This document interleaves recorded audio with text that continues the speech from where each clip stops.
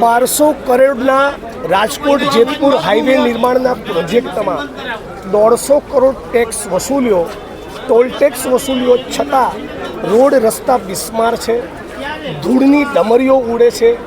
Return જવું હોય કોઈએ તો એક સિંગલ લાઇનની પટ્ટી ખોલી છે એટલે 4 ખટારા સિંગલ લાઇનમાં એક બાજુ જતા હોય અને સામેથી 4 આવતા હોય તો કોઈ નીકળી ન શકે. આટલું બેફામ તંત્ર બન્યું છે.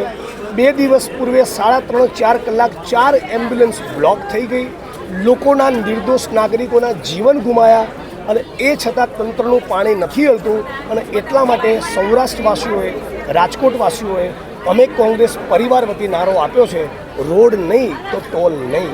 આજે કલેક્ટરને કહ્યું છે કે તમે નેશનલ હાઈવે ઓથોરિટી અને અન્ય કર્મચારીઓની હાઈ પાવર મિટિંગ બોલાવો, કમિટીની રચના કરો અને તમે સૌરાષ્ટ્ર અને રાજકોટની જનતાને પત્રકારોના માધ્યમથી અવગત કરો કે તમે આવનારા દિવસોમાં શું કરવા માગો છો. જો તંત્રના પેટનું પાણી નહીં હલે તો આવનારા દિવસોમાં આનાથી વધારે પણ ઉગ્ર આંદોલન અમે શરૂ કરીશું, એ વાત નક્કી છે. આંદોલનના મંડાણ કર્યા હતા, પણ ભારતીય જનતા પાર્ટીની સરકારનું પેટનું પાણી ન હલ્યું હોય, રોડ ખરાબ છે તો ટોલ નહીં, આ સૂત્ર સાથે આજે કોંગ્રેસ રસ્તા ઉપર લોકો માટે ઉતરી છે અને પ્રદેશ કક્ષાના આગેવાનો સાથે આજે કલેક્ટર કચેરીનો ઘેરાવ કરવામાં આવશે અને લોકોને જે પડતી મુશ્કેલી છે એનો સામનો આજે કોંગ્રેસ સારી રીતે કરી અને લોકોને ન્યાય અપાવવા માટે આજે તમને કોંગ્રેસ રસ્તા ઉપર જોવા મળ્યું.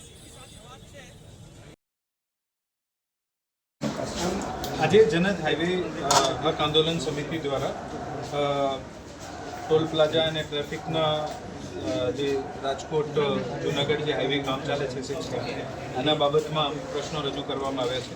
આજે સવારે નેશનલ હાઈવે ઓથોરિટી અને એસપી સાહેબ સાથે પણ ચર્ચા કરવામાં આવી છે આ મુદ્દે. મોટાભાગે અત્યારે ટોટલ 18 બ્રિજનું કામ જે છે આ નેશનલ હાઈવેનું ચાલુ છે અને આ 18 બ્રિજમાંથી 14 જેવા ડાયવર્ઝન આપ્યા છે. આપણે જ્યાં સૌથી સેન્સિટિવ પોઈન્ટ્સ જે છે ત્યાં વારંવાર ટ્રાફિકના ઇસ્યુ બનતા હોય છે અને ત્યાં 12 જેવી ક્રેનો મુકાવી છે અને 2 ક્રેન જે છે ટોલ પ્લાઝા ઉપર મુકાવી છે. આજની થયેલ ચર્ચા મુજબ એક બ્રિજ ઓપન છે અને 3 જે બ્રિજ છે આ જે 48 કલાકનો આપણે એક ડ્રાય સ્પેલ મળી જાય તો નેક્સ્ટ 3 બ્રિજ જે છે ઓપન કરી શકીએ છીએ, જેથી આજે ટ્રાફિક જે છે આમાં કાફી મદદ મળશે આને સોલ્વ કરવામાં. આ 3 બ્રિજ જે આવનારા દિવસોમાં ઓપન થઈ જશે. આ છે જામવાડી ટુ વીરપુર, ગોમતા ફાટક અને વીરપુર બાયપાસ. અમે એવી અપેક્ષા રાખીએ છીએ કે આ ડ્રાય સ્પેલ જેમ મળશે આ 3 બ્રિજ ચાલુ થશે. બીજું, અમુક જગ્યા ઉપરથી જેમ ટોલ પ્લાઝાથી આગળ સડક પીપળિયાથી જે ક્રોસ મુવમેન્ટ થાય છે આને કારણે પણ ટ્રાફિક જામના ઇસ્યુ થાય છે. આજે નેશનલ હાઈવે ઓથોરિટી અને જિલ્લા પોલીસ અધિક્ષક શ્રી સાથે થયેલ ચર્ચા મુજબ 3 શિફ્ટમાં ટ્રાફિક માર્શલ્સ 16 જેવા ટ્રાફિક માર્શલ્સ 3 શિફ્ટમાં મૂકવામાં આવ્યા છે. પોલીસ દ્વારા પણ એવી રીતે તકેદારી રાખવામાં આવે છે.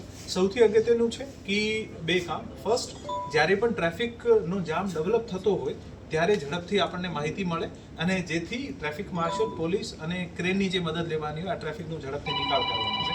બીજું, જે સ્લો ટ્રાફિક ચાલે છે આમાં મોટાભાગે જે ખાડા પડી ગયા છે અને આને કારણે સ્લો ટ્રાફિક ચાલતો હોય આ ખાડાનું ઝડપથી રિપેર થાય. અત્યારે આની પાસે કોલ્ડ મિક્સ કોન્ક્રીટ જે છે આને યુઝ કરીને આ લોકો ખાડાનું રિપેર કરે છે.